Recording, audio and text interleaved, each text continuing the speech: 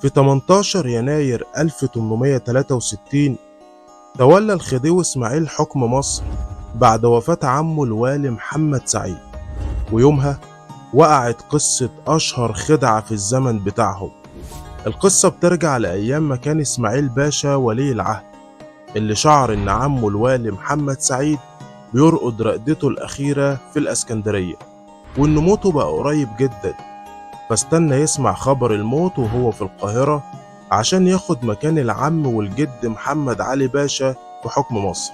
وحسب كتاب تاريخ مصر في عهد الخديوي إسماعيل تأليف إلياس الأيوبي، إن المعتاد عليه بإن الوالي الجديد بيلقب اللي بيجيب له خبر توليه العرش بلقب بك، ولو كان من البكوات فبيلقبوا الوالي بلقب باشا. وعلى هذا الأساس شهدت قصة موت سعيد باشا وتولي إسماعيل الحكم فترة من المؤامرة ضده، وكان طرفها مدير المخابرات التلغرافية.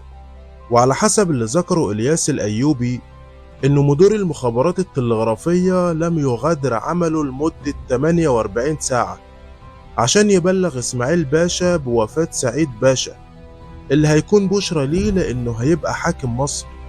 واللي حصل إن مدير المخابرات غلب عليه النوم بعد ما قعد 48 ساعة صاحي، فاستدعى أحد الموظفين وأمره بالجلوس جنب عدة التلغراف عشان ينام شوية، وشدد عليه إنه يصحيه أول ما يتلقى إشارة من اسكندرية بتقول إن سعيد باشا مات، ووعده بجايزة قدرها 500 فرنك مقابل كده.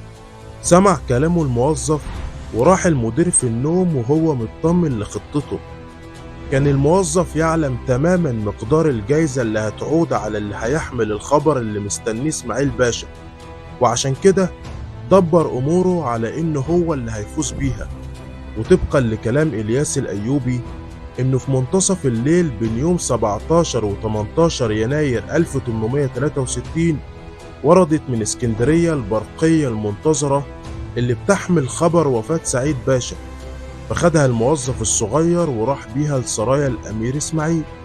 كان إسماعيل جالس في قاعة استقباله مع رجاله ومترقب للحظة اللي هيسمع فيها الخبر، فلما طلب الموظف الدخول أمر بإدخاله، وكان الجميع بيبصله. أول ما استلم الإشارة قراها إسماعيل ومرة واحدة قام وشكر ربنا بصوت عالي على النعم اللي نالها، ثم ترحم على عمه سعيد باشا وشاركوا المحيطين ليه في فرحه ودعوا ليه بطول البقاء ودوام العز. انتظر الموظف النعمة اللي هيحصل عليها، وأثناء التقاط الموظف الإشارة اللي وقعت من إيد إسماعيل باشا قال إسماعيل باشا انهض يا بك، وبعد أن اداله نفحة من المال أذن له بالانصراف. بيضيف كتاب القاهرة وما فيها إن الموظف رجع بسرعة وأيقظ مدير المخابرات التلغرافية وأخبره بإن الرسالة وصلت لإسماعيل باشا، فقام المدير بمنح الموظف 500 فرنك وهو لا يعلم ما حدث. وأسرع المدير لإسماعيل عشان يتصدم بالمفاجأة ويعرف إنه تعرض لخدعة كبيرة، وإن الموظف الصغير بقى واحد من البكوات.